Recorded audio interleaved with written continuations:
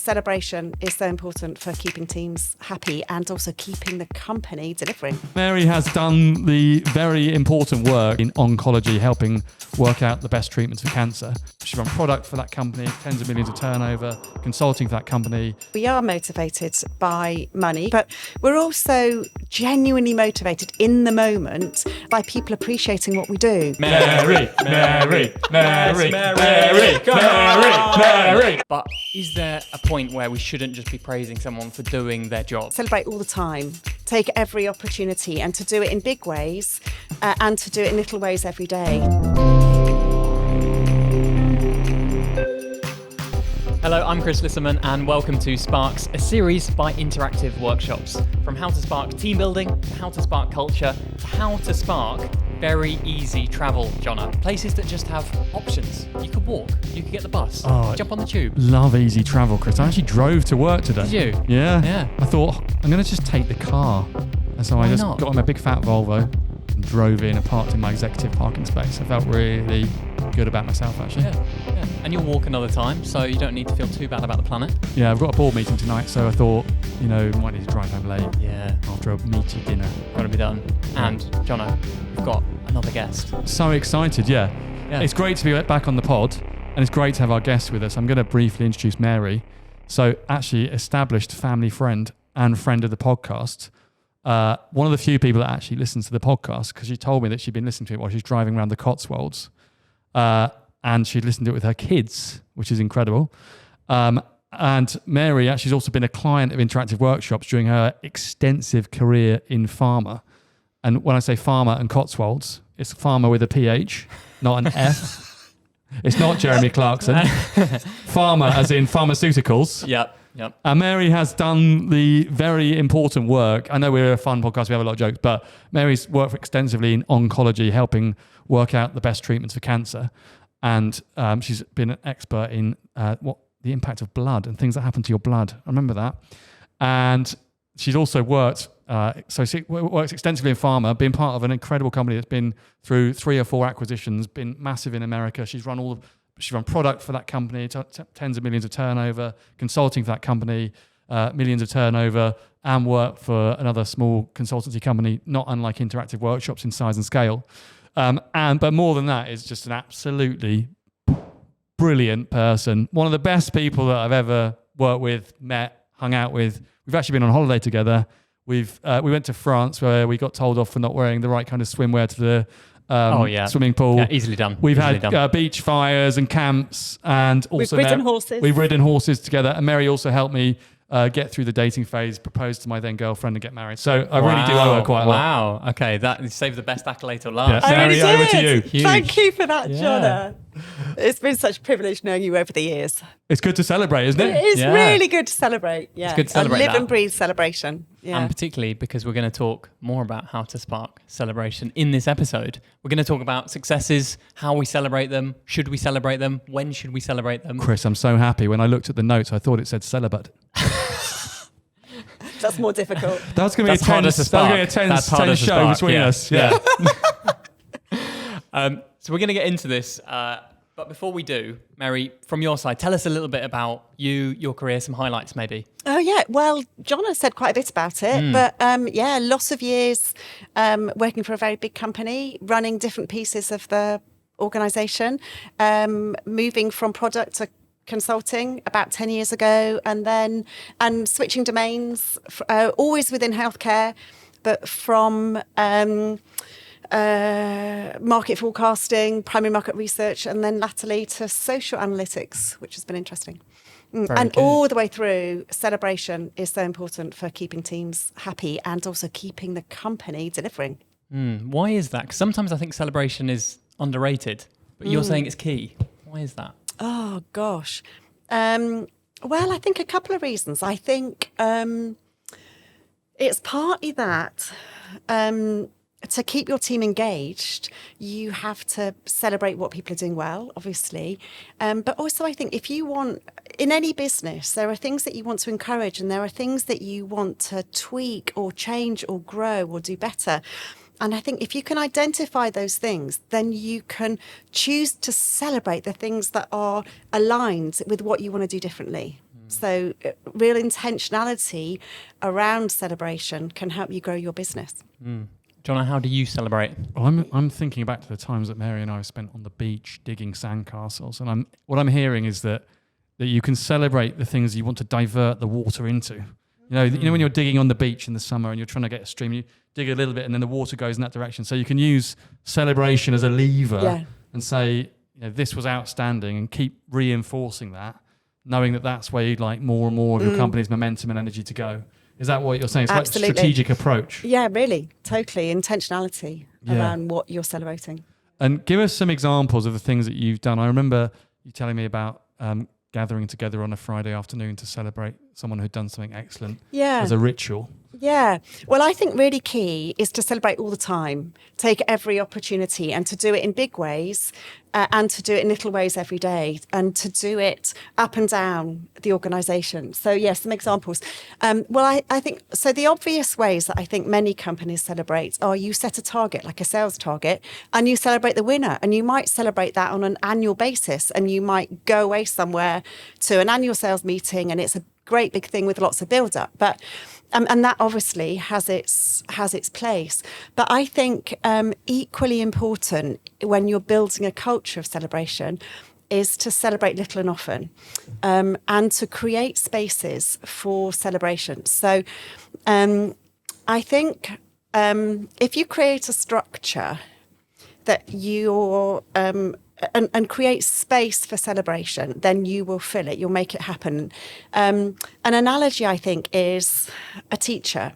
If a teacher says, today we're going to write a poem, and I want it to be 10 lines long, and you've got 15 minutes to do it, and we're going to write it on the theme of animals, you'll get some brilliant poems. And those aren't going to happen spontaneously, but you put some structure around it. So you put a theme and a time of day, and people are going to kind of deliver their creativity into that structure. So and we want a variety of those. So yes, one of the ways that we used to do it was with my team was every Tuesday and Thursday are days that we celebrate.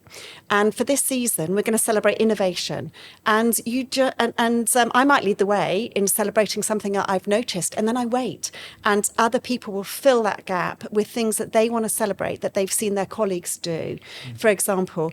And I think, and that just it means once you start celebrating and you build it into your culture, you start noticing the things that need to be celebrating. And we used to, for example, and it didn't have to be Friday, any day when something good happens, but when you make a sale or when you get some good client feedback, we would gather kind of in a clandestine way, gather around one person. This was the one I remember, the clandestine gathering. Yeah, gather around somebody's desk, and somebody looks up from their computer and suddenly they've got the whole company gathered around their desk. Why haven't we done this yet? I don't know. Well, we should hire Mary. Yeah.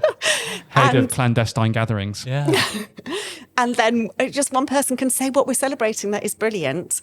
What happens in that moment? Is it party poppers well, in their face? Is it actually, balloons erupt from well, it can vary, but so it has been ringing a bell, and you get to ring the bell if you've done something good. But my favourite one, which I felt ticked a few boxes, was we would award a Pantone mug to the person that we were celebrating on that occasion. And so, Pantone mugs, they come in. Is it a Panto mug or a Pantone? Not Panto. Pantone Not the mug. ones you picked up from your days in Panto. So it's a mug that's like that Italian Christmas cake. Panettone mug. Is that it? I think it might be Danish Pantone, is it? But it's the colour scheme. Yeah, the colour scheme. Pantone. Oh, like the codes 132 for the colours. Yeah. Okay. Yeah, 3-2 is one of the very early ones. Chris's whole job was Pantones. That's his training as a graphic designer. It's my training, right, yes, exactly. So you get the mug, not this kind of mug, but I've got some Pantone and because we had designers in our team, we were kind of affirming that colour is really important, but also you get to choose the colour that you want from this beautiful array of mugs, because we're also celebrating individuality. Yeah. You as an individual person can choose which colour you love. Yeah. And it's got a unique colour. And it's got a unique colour, and that's you. It might be a beautiful bright pink or a rusty, moody orange. And so there's that. We're celebrating design, the value of colour, as well as celebrating a particular something that I can see how that works so well. Yeah. Chris, I've always wanted to tell you you're a mug. That you're such a mug. I am. I'm hoping I'm a beautiful bright pink. Yeah. To go with your. I think the maybe orange. more of the orange or ginger and pink. Yeah. But the uniqueness and the individuality. Now I'm thinking I'm working in consulting with Mary, who's my boss, and she's organised a clandestine gathering, and the mug is coming, and I'm thinking like, but where's the paycheck? What's interesting? So those are things that are free. Yeah. That take effort, that are thought through. I mean, the mug cost $4.99. Yeah, 20 quid actually. 20 They're quite more, expensive. Yeah. But what do you think is the difference between celebrating like that versus, as you said, the salesperson of the year? Yeah. They're on the stage at a conference. They've got their bonus. They get their little golden pen which they can put in a box and keep forever. Yeah. You think there's a difference between the nitty gritty celebration versus the big and financial? Yeah. Yeah, I think there is a question. I mean, I think we're all motivated by different things, aren't we? We are motivated by money because it enables us to do great things, but we're also genuinely motivated in the moment around our mood is impacted by people appreciating what we do. So it's a value in its own right, being celebrated. And I think that the merit of the small things, celebrating the small things, is there's very little to lose. When you've got a big annual sales meeting, you've got one delighted person and you've got maybe 99 disappointed people who've worked their gut out all year, but they haven't won. Whereas if you're on a daily basis celebrating the small things, you're just topping up that people feeling valued and appreciated all the time. I'm just wondering, did the companies that you work for at some point get acquired by the Americans? They may have done. Yeah. Actually, not uniquely. Also the Indians. Yeah. But it's interesting on a cross-cultural, Yeah. that the sort of big sales convention or the X-person of the year, it maps across all the certain cultural norms. And some countries and cultures like to celebrate that individuality. But also in those countries, people will work hard to try to get that. Yeah. Whereas I've worked in also countries where no one really wants to be the salesperson of the year because that would be... they don't want to stick forward. Like if you're in Switzerland, for example. Or, there's places, maybe countries where people don't want to stick out. Yeah. I can imagine some people don't want to be surprised at their desk by the entire company as well. Maybe. Maybe. Well, I didn't know. I was holding back on sharing a short story about this. Go on then. One of my most embarrassing moments of work ever, it was my birthday. Actually, for 6 years of my life, it was my birthday 5 years out of 6. I was away traveling, running workshops. And on one of the years, I was in Lucerne, a very well-known international client of ours. And I had my birthday, and I felt I'd got to know the group well enough to tell them that it was my birthday on the Thursday. And Thursday was also the mille fois day. I don't know how you say it exactly. Yeah, mille fois. Anyway, but unfortunately, whilst traveling, I'd also got a bout of little tummy trouble. So on the break, I quickly went to the bathroom and just relaxed there for a moment, waiting for time to pass. What I didn't realise, they were using this break to give me the cake with the candles, the millefeuille, with the candles in it. No.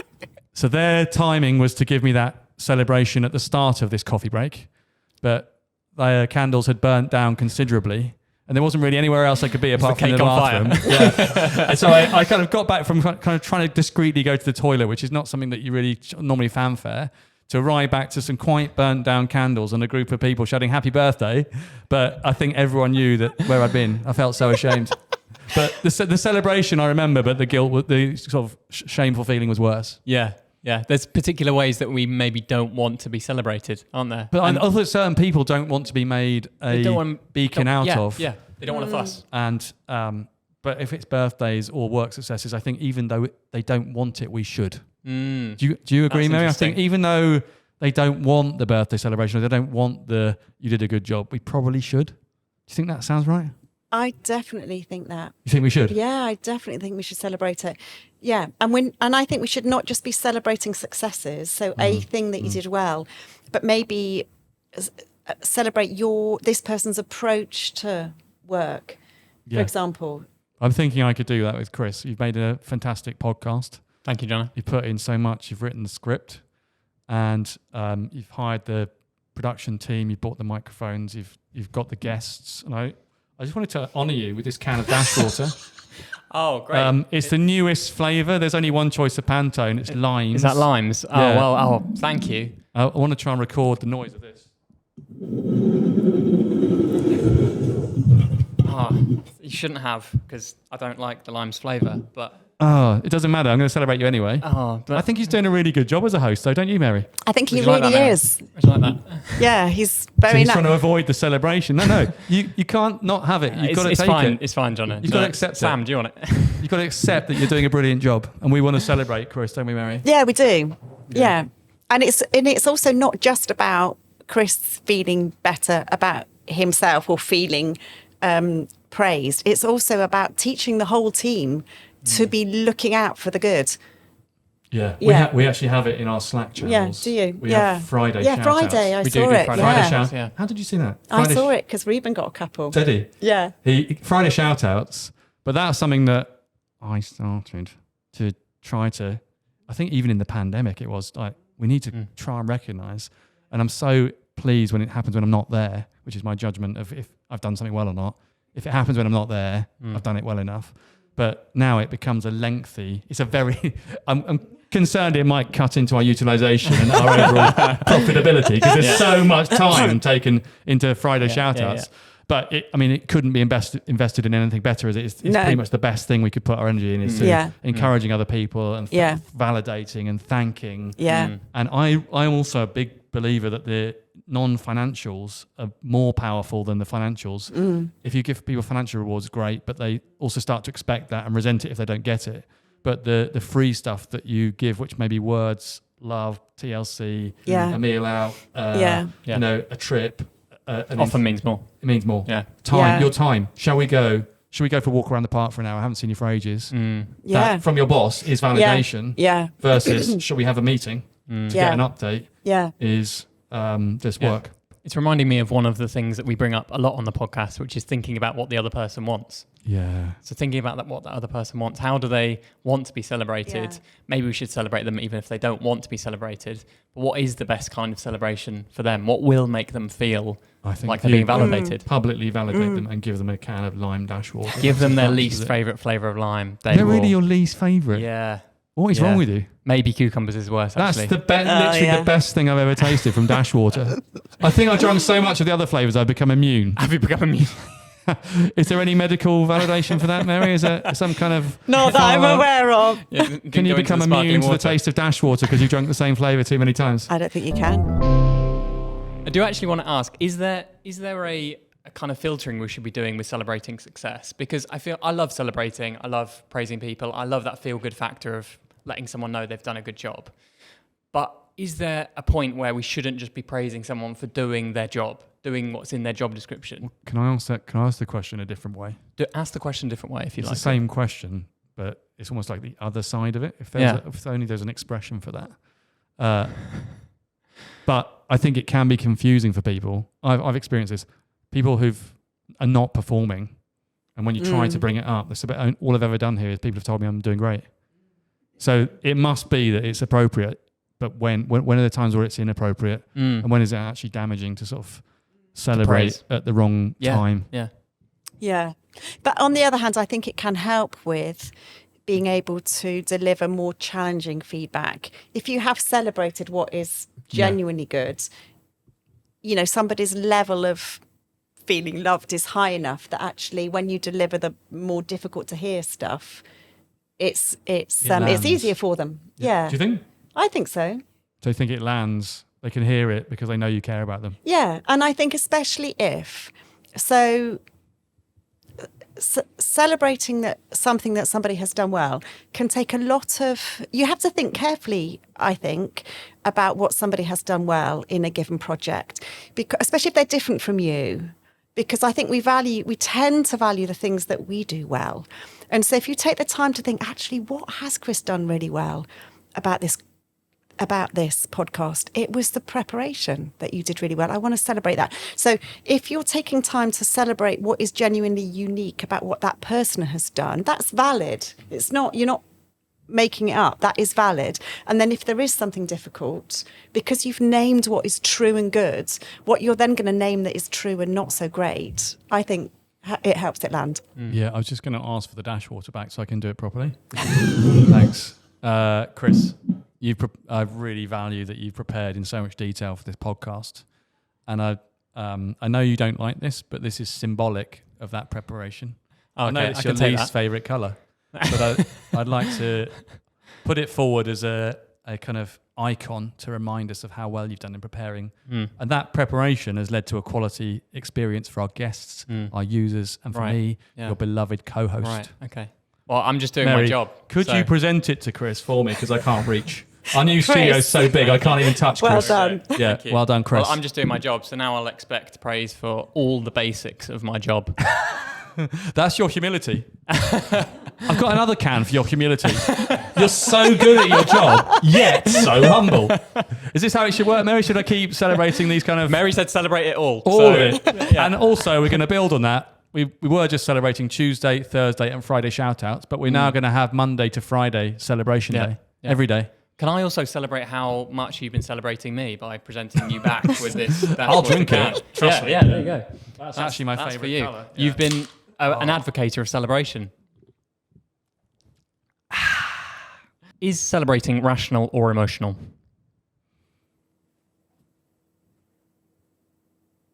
Oh. I say this. If people realise that you're celebrating as a kind of lever of influence and that there's some level of manipulation behind it, I think it doesn't work. It's counterproductive. Right. If you're overly positive, if it's too obvious, if it's not genuine, if it's to get something else out of this situation, not right. Not right. It's not good. No, we were discussing in the pre-show. I used to work in a role where even when I was quite junior, some of the consultants work for me would give me a very large Christmas hamper to celebrate me and wish me a good Christmas. And it's like, this is undue influence. This is you saying that you're not actually very good at consulting, and I probably won't work with you next year just based on how good you are. So you're trying to butter me up. And then that made me think, do you know what? I don't want to work with that guy. I'd rather work with the ones that didn't. So there is a kind of dark side, isn't there? So I think if you're going for the wrong reasons and it's not genuine, or if it's too much, if the celebration was out of all proportion to what was done, that could also be a problem, couldn't it? What do you think? What do you think, Mary?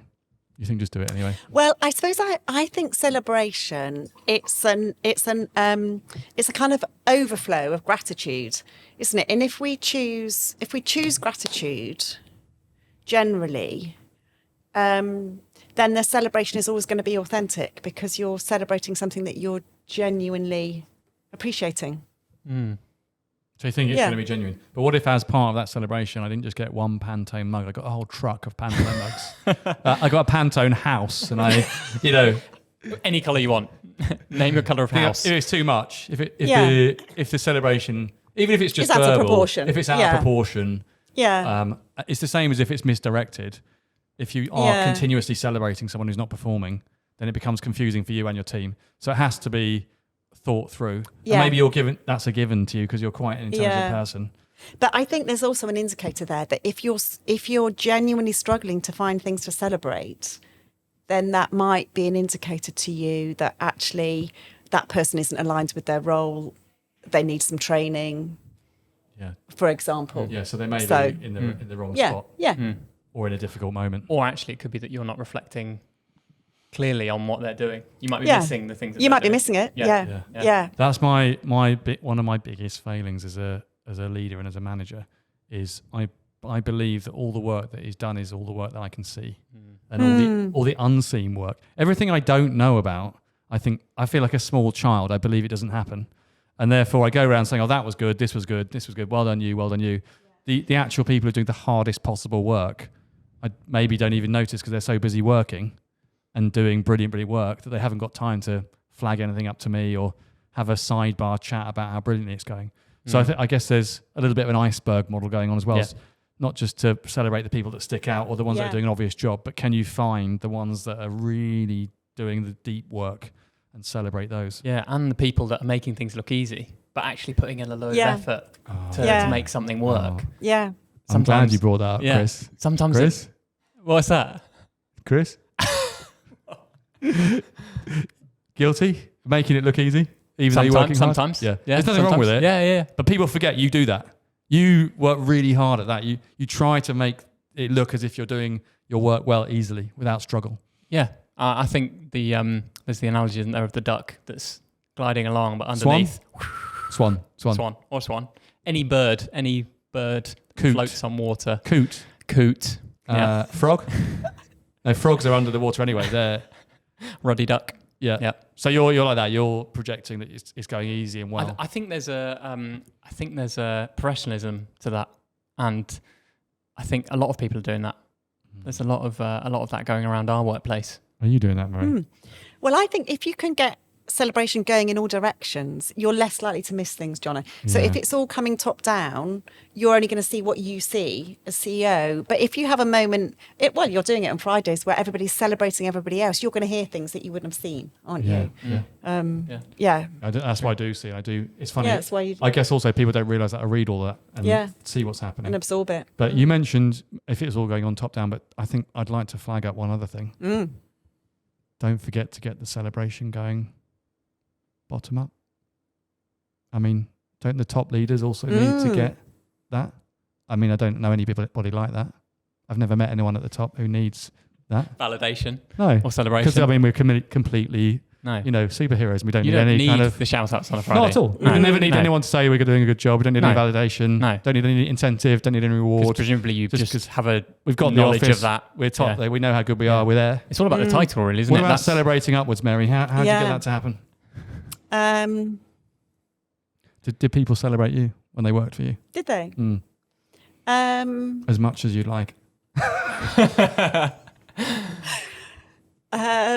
They've definitely celebrated me when I've moved on. Did they celebrate me during? They celebrated when you moved on. That's worrying, isn't it? No, but you know the nice things afterwards that people say. Yeah. I do think it's interesting. I think if you're a team member, if you were a team member, it's the easiest money in the world. Celebrate upwards. Yeah. Try and encourage your boss. Remember how hard it is. You probably don't know how hard it is. Unseen work. You don't see what happens when they're not there. You don't see the difficult meetings they have to attend to defend your area or the business they sell. Or so people say things like, do you know what, since you've gone, it's not been anything like as good. But if only they'd said more when you were there, thank you so much, you're doing a brilliant job. Do you feel like that? Yeah. A little bit. I think I have actually been really fortunate to work in places where people are very positive and have done that. Yeah. Good. Yeah. Yeah, it's good. It's good. Me too, actually. Yeah. Yeah. But I think there's a missing trick. It's not that you're trying to, suck up to anybody and ingratiate yourselves. Genuinely, it's really important to celebrate upwards and to encourage upwards. Yeah, that will come back down to you and your team. If you can get those people in a leadership team of a company, in senior management roles, if you can get them feeling that the people underneath them, behind them, enjoy what they're doing and are following. Yeah. It's a part of the cultural dynamic. And coming back to the channels of water that you're trying to stream, you're shaping the company, aren't you, by praising the behaviours and work of the leadership team and the big bosses. And a lot of them feel quite lonely. We see that in the big programs that we operate. This isn't an ode to self, but I do think a lot of the leads we have on our programs, if you ask them, do you genuinely feel that your team are right behind you and that they feel that you're doing a good job? They'll say, I don't know. And therefore, it must be the case. They might know they're hitting their figures, like you were saying before, the tangible stuff they're hitting. But if you're a team member, and even your boss's boss, you can say to them, do you know what? I really enjoy working in this department, for example. And thank you so much for, the opportunity to work here and for investing in me, whatever it might be. Or you can just take them a cup of tea, whatever it might be. But the other thing you can do, if you find praising your manager difficult, you can blame them for good stuff. Yeah, that's Chris's method. So I can just say, this great podcast. It's all Jonna's idea. Blame him. Blame Jonna for that. It's my fault. Yeah, it's Jonna's fault. Yeah, Chris likes the positive blaming. Yeah, good. Interesting. Positive blaming. Mary, it's completely your fault we've got such a good guest today. Yeah, it's entirely your fault. I don't like you to take full responsibility. I will. And if you can please make sure it doesn't happen again. It happens again. Yeah. You've made it so difficult for us to find another really good guest now. That's all your fault. Blame Mary. Jonna, as we get to the end of our podcast, how are we helping clients celebrate successes? Well, we've talked a little bit about reinforcement, and one of the things that is core to the personal skills trainings that we run is giving feedback and receiving feedback. And in some organizations, we actually run programs on both. We run programs on giving feedback and on receiving feedback. And so I think of the general mix of personal skills, learning to give really good feedback, which doesn't have to be improvement feedback, it can be celebratory. That's one method. And in particular, to celebrate the person when giving good feedback, not just the performance, which is what we're talking about sales results or anything else. I need to celebrate Chris, not the podcast. I need to celebrate Chris. And he needs to know it's related to the podcast, but I need to celebrate him. If it's improvement feedback, that's a completely different story. I won't make it about Chris. I'll make it about the job. But to have that ability, we also run programs on how to receive the feedback. And people can receive feedback, positive feedback, in the same way that they receive negative feedback. They might minimize and say, oh, it was no big deal. Well, if you're receiving feedback, when someone gives you that celebration, you've got to accept it and you've got to say, thank you, I put a lot of effort into that. And say, yeah, it was me that did that. It wasn't just doing my job. It was me. Learning if something. If I was celebrating a firefighter, I said, you ran into a burning building and you grabbed the cat and you ran back out again. yeah, I'm just doing my job. Anyone would have done it. Well, you say anyone would have done it, but there's 60 million people in our country and there's only 300,000 firefighters. And in your shift, you're the only person that ran in. So it isn't that anyone would have done it. You went and did it and you saved the cat or whatever. So I think trying to encourage people to own it and to receive feedback is also key. And that's for all company employees. And then also on the higher levels, how to build a team culture that involves what Mary's talking about celebration. And then for leaders, how to lead that culture for themselves. And if you can get those things working from the top level through the team, aligned to the individuals, and done in a sophisticated, intelligent way, then you can build an incredible culture. And coming back to our analogy du jour, easy for me to say, analogy du jour, that makes the water divert down the channel of culture that you want and redirects it from areas that you no longer want to pursue. Brilliant stuff. Mary, anything else to add on celebration? One thing we didn't touch on actually is celebrating teamwork. Yeah. Because you can celebrate individuals in this way to shape culture. But if team specifically is something that you want to grow a sense of, then you can celebrate whole teams. Yeah. Can't you? Yeah. Definitely. Yeah. Absolutely, yeah. Validate We should do that more. What about this team buildings? Is that a thing? Yeah, that's a thing. Should do a bit of that. Yeah. It's a huge part of leadership, isn't it?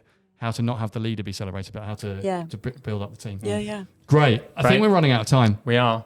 If you've enjoyed this podcast, please do give it a like, subscribe, wherever you're getting your podcasts. We love seeing your subscribes, your likes, your comments, whatever you do around the podcast. We love seeing that. So thank you. You can also join us for events. If you're in London and New York, go to interactiveworkshops.com/events and you can join us in person. We're real people. We would really love to see you, especially if you work in learning development or a top-level business person that's in our field. I will mention also that if you would like to make a comment, that's apparently really good for YouTube. Yeah, if you're on YouTube. And we'd love to hear the things that you celebrated. If you write a comment, I promise that I will like it. There you go. You heard it here first.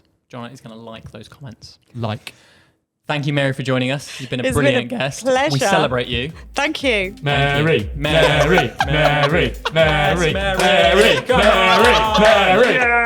Exactly. Great. Come back soon. Jonna, see you next time. Thanks, Chris. Thanks for watching this video by Interactive Workshops. Give it a like down below and subscribe to the channel so you don't miss the next video. Click through to here or here to watch another video by Interactive Workshops.